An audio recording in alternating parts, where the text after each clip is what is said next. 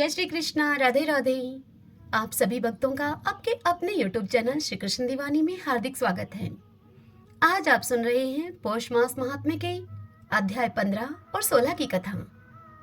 सर्वप्रथम भगवान का स्मरण करते हुए सभी बोलिए ओम नमो भगवते वासुदेवाय, श्री राधा कृष्णाभ्याम नमो नमः। वाल्मीकि ऋषि कहने लगे राजा दृढ़धनुआ से कि हे राजन, इस प्रकार विष्णु जी की स्तुति करके ब्राह्मण सुदेव हरि भगवान के आगे बैठ गया। तब भगवान सुदेव ब्राह्मण की ऐसी स्तुति को सुनकर मेघ के समान गंभीर वाणी में उसे बोले कि वत्स, तुमने बड़ा घोर तप किया है, इसलिए जो इच्छा हो सो वर हमसे मांग लो। तब सुदेव बोले कि हे नाथ, आप प्रसन्न हुए हैं तो मुझे आप एक श्रेष्ठ पुत्र दीजिए।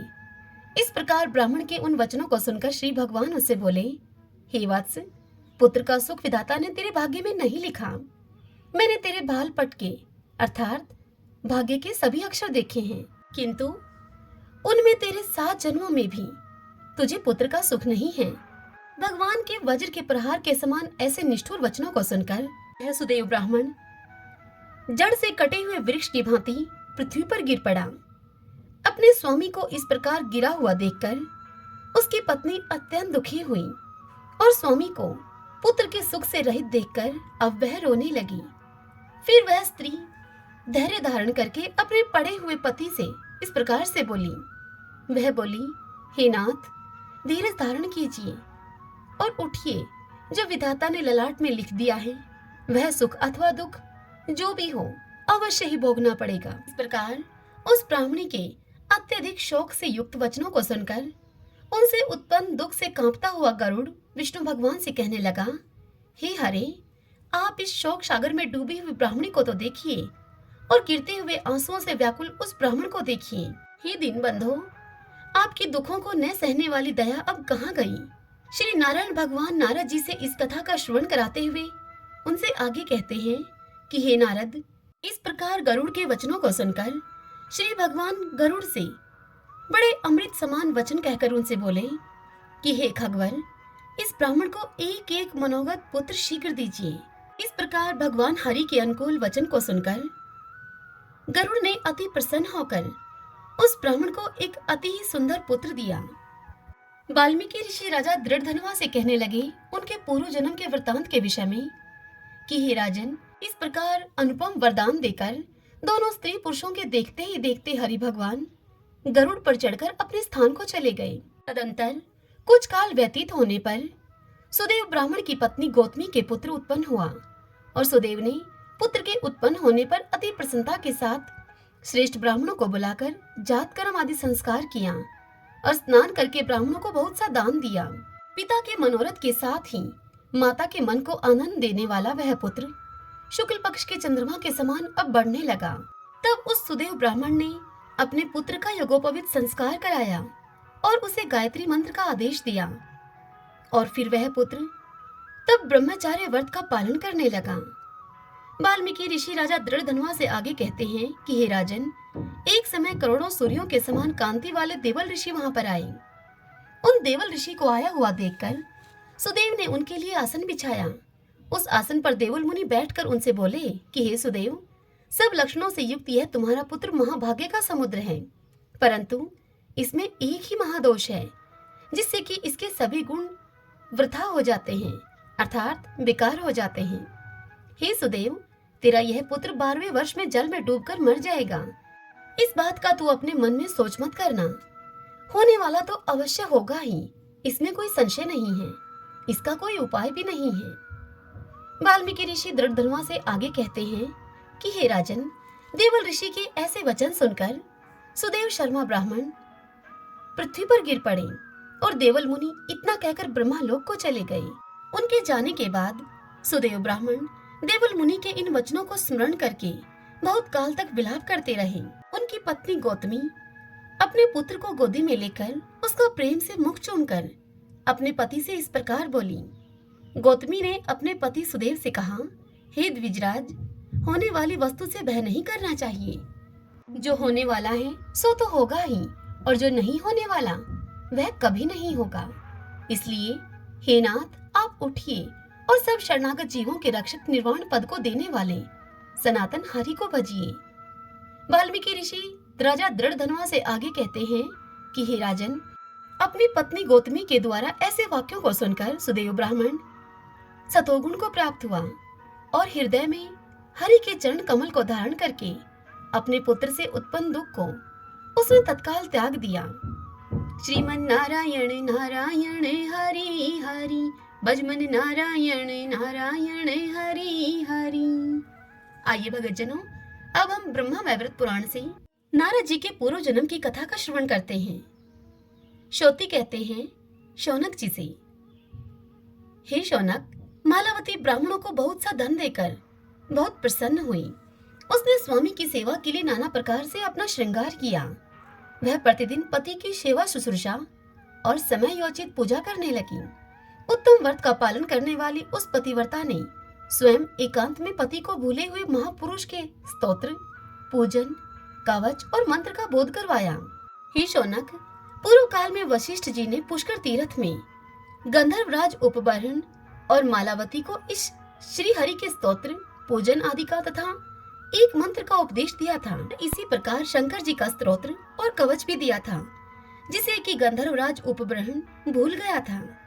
कृपा निधान वशिष्ठ जी ने एकांत में गंधर्वराज को उसका भी बोध करवाया। इस प्रकार बोध संपन्न होकर परमानंद में गंधर्वराज उपबरण ने अपने कुबेर भवन सदृश आश्रम में रहकर बंधु बांधवों के साथ राज्य किया। उपबरण की अन्य स्त्रियां भी जैसे तैसे वहां पर आ ही गई। वहां आकर उन्होंने बड़े आनंद के साथ पुनः अपने स्वामी को प्राप्त किया। इतनी बात सुनकर शौनक जी ने श्रोती से पूछा कि हे श्रोत नंदन, पूर्व काल में वशिष्ठ जी ने उन दोनों दंपति को भगवान विष्णु के किस स्तोत्र, कवच, मंत्र और पूजा विधि का उपदेश दिया था, यह आप हमसे बताने की कृपा करें। पूर्व काल में वशिष्ठ जी ने गंधर्वराज को भगवान शिव के जिस 12 अक्षर मंत्र का और कवच आदि का उपदेश दिया था, वह भी मुझे बताइए। यह सब सुनने के लिए मेरे मन में बड़ा कौतूहल है, क्योंकि शंकर जी का स्तोत्र, कवच और मंत्र दुर्गति का नाश करने वाला है। यह सुनकर श्रोती बोले कि हे शौनक जी, मालावती ने जिस स्तोत्र के द्वारा परमेश्वर श्री कृष्ण का सत्वन किया था, वही स्तोत्र वशिष्ठ जी ने उन गंधर्व दंपति को दिया था। अब उनके दिए हुए मंत्र और कवच का आप वर्णन सुनिए। ओम नमो भगवते रास मंडलेशाय स्वाहा, यह मंत्र है। यह 16 अक्षर मंत्र उपासकों के लिए कल्प वृक्ष स्वरूप है। इसी का उपदेश वशिष्ठ जी ने दिया था।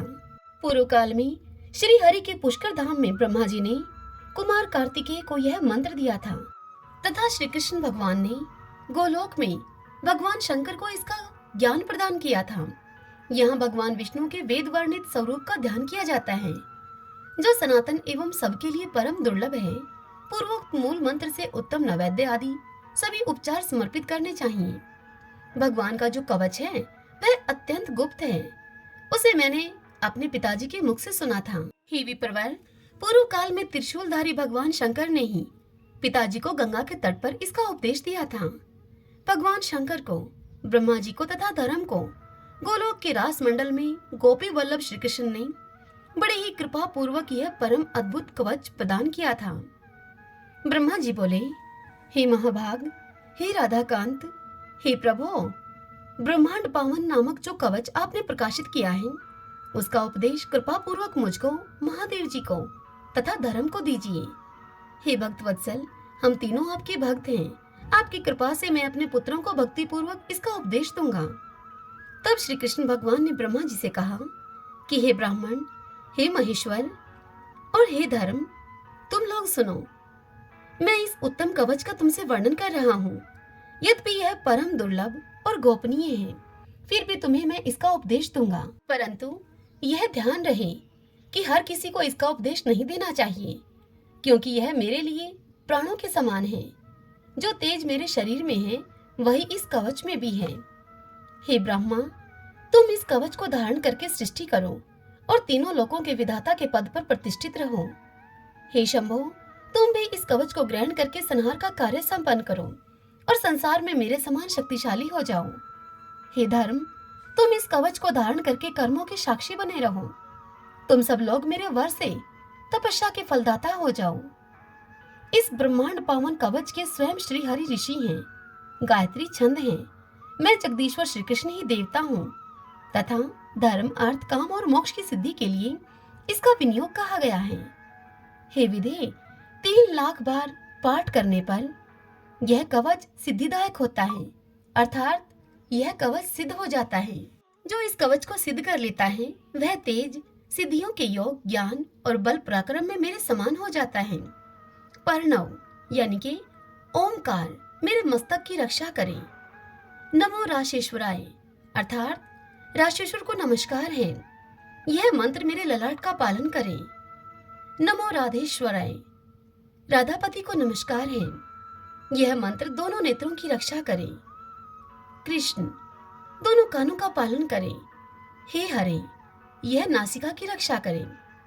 स्वाहा मंत्र जीवा को कष्ट से बचाए। कृष्णाय स्वाहा, यह मंत्र सब ओर से हमारी रक्षा करे। श्री कृष्णाय स्वाहा, यह मंत्र कंठ को कष्ट से बचाए। ह्रीम कृष्णाय नमः, यह मंत्र मुख की तथा क्लीम कृष्णाय नमः, यह मंत्र दोनों भुजाओं की रक्षा करे। नमो गोपांग निशाय अर्थात गोपांगना वल्लभ श्री कृष्ण को नमस्कार है, यह अष्टाक्षर मंत्र दोनों कंधों का पालन करे। नमो गोपीश्वराय अर्थात गोपीश्वर को नमस्कार है, यह मंत्र दंत पंक्ति और होष्ठ युगल की रक्षा करे। ओम नमो भगवते रास मंडलेशाय स्वाहा अर्थात राजमंडल के स्वामी सच्चिदानंद स्वरूप भगवान श्री कृष्ण को नमस्कार है, उनकी प्रसन्नता के लिए मैं अपने सर्वस्व की आहुति देता हूँ अर्थात त्याग करता हूँ। यह 16 मंत्र मेरे वक्षस्थल की रक्षा करे। एम कृष्णाय स्वाहा, यह मंत्र सदा मेरे दोनों कानों को कष्ट से बचाए। ओम विष्णुवे स्वाहा, यह मंत्र मेरे कंकाल अर्थात अस्थि पंजर की सभी ओर से रक्षा करे। ओम हरिये नमः, यह मंत्र सदा मेरे पृष्ठभाग और पैरों का पालन करे। ओम गोवर्धन धारिणे स्वाहा, यह मंत्र मेरे संपूर्ण शरीर की रक्षा करे। पूर्व दिशा में श्री कृष्ण, अग्निकोण में माधव, दक्षिण दिशा में गोपीश्वर तथा नृत्य कोण में नंदन नंदन मेरी रक्षा करें। पश्चिम दिशा में गोविंद, वायव्य कोण में राधिकेश्वर, उत्तर दिशा में राशिवेश्वर और ईशान कोण में स्वयं अच्युत मेरा संरक्षण करें तथा परम पुरुष साक्षात नारायण सदा सभी ओर से मेरा पालन करें। हे ब्राह्मण, इस प्रकार इस परम अद्भुत कवच का मैंने तुम्हारे सामने वर्णन किया। यह मेरे जीवन के तुल्य है, यह मैंने तुम लोगों को अर्पित किया। इस कवच को धारण करने से जो पुण्य होता है, सहस्त्रों अश्वमेध और सैकड़ों वाजपेयी यज्ञ उसकी 16वीं कला के बराबर भी नहीं हो सकते। विद्वान पुरुष को चाहिए कि स्नान करके वस्त्र, अलंकार और चंदन के द्वारा विधिवत गुरु की पूजा और वंदना करने के बाद कवच को धारण करे। इस कवच के प्रसाद से मनुष्य जीवन मुक्त हो जाता है। हे शौनक जी, यदि किसी ने इस कवच को सिद्ध कर लिया तो वह विष्णु रूप ही हो जाता है। इस प्रकार श्री ब्रह्मा वैवर्त पुराण के ब्रह्मा खंड में महापुरुष ब्रह्मांड पावन नामक श्री कृष्ण कवच पूरा हुआ। श्रोते जी कहते हैं कि हे शौनक, अब तुम शिव का कवच और स्तोत्र सुनो जिसे वशिष्ठ जी ने गंधर्व को दिया था। शिव का जो 12 अक्षर मंत्र है वह इस प्रकार है। ओम नमो भगवते शिवाय स्वाहा। हे प्रभु, इस मंत्र को पूर्व काल में वशिष्ठ जी ने पुष्कर तीर्थ में कृपा पूर्वक प्रदान किया था।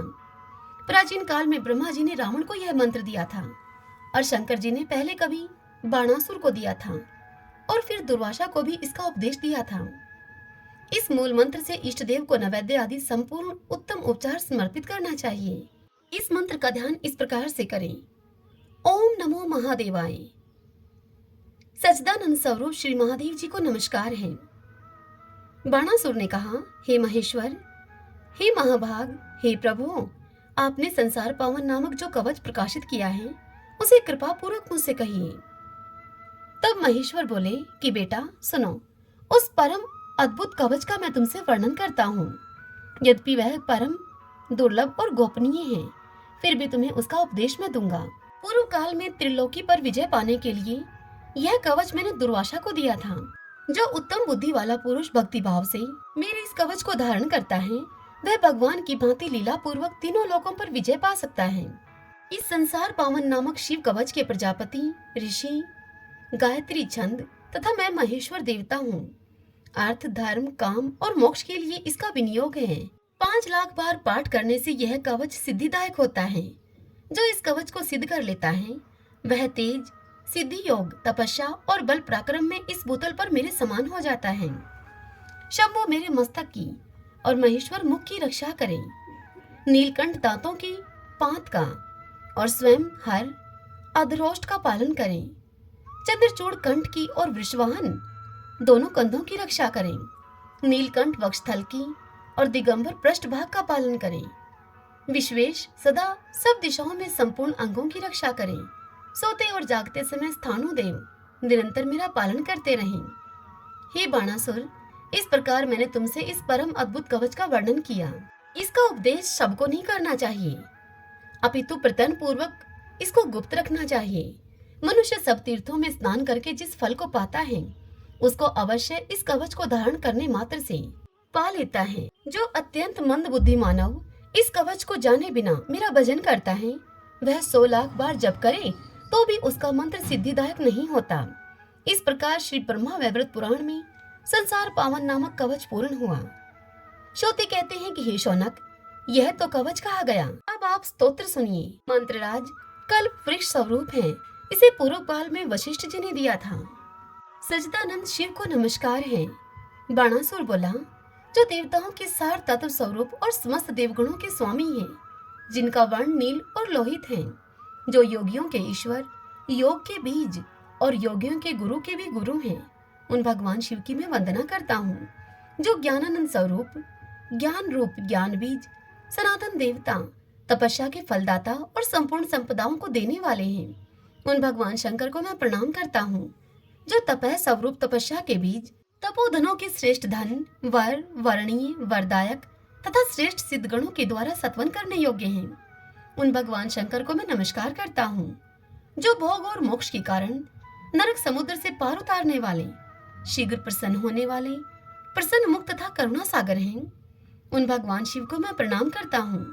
जिनकी अंग कांति हिम, चंदन, कुंद, चंद्रमा, कुमुद तथा श्वेत कमल के सदृश उज्जवल हैं, जो ब्रह्मा ज्योति स्वरूप तथा भक्तों पर अनुग्रह करने के लिए विभिन्न रूप धारण करने वाले हैं, उन भगवान शंकर को मैं प्रणाम करता हूँ। जो विषयों के भेद से बहुतेरे रूप धारण किया करते हैं, जल, अग्नि, आकाश, वायु, चंद्रमा और सूर्य जिनके स्वरूप हैं, जो ईश्वर एवं महात्माओं के प्रभु हैं और लीला पूर्वक अपना पद देने की शक्ति रखते हैं, जो भक्तों के जीवन हैं तथा भक्तों पर कृपा करने के लिए कातर हो उठते हैं, उन ईश्वर को मैं नमस्कार करता हूँ। वेद भी जिनका सत्वन करने में असमर्थ हैं, जो देश, काल और वस्तु से परिचिन्न नहीं हैं तथा मन और वाणी की पहुंच से परे हैं, उन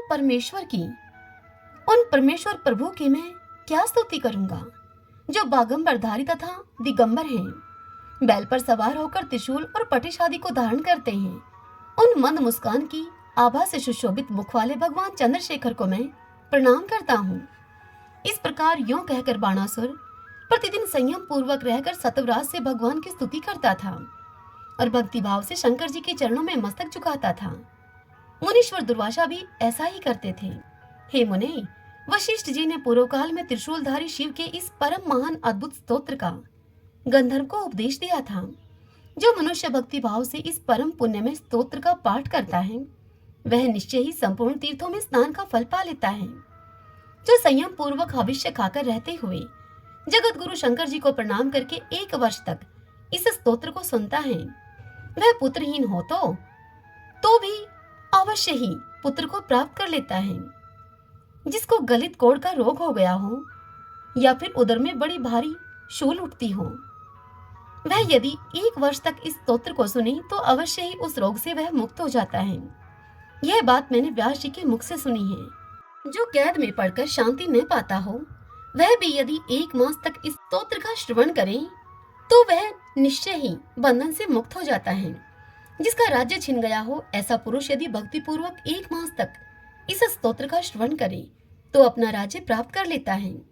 1 मास तक संयम पूर्वक इसका श्रवण करके निर्धन मनुष्य धन पा लेता है।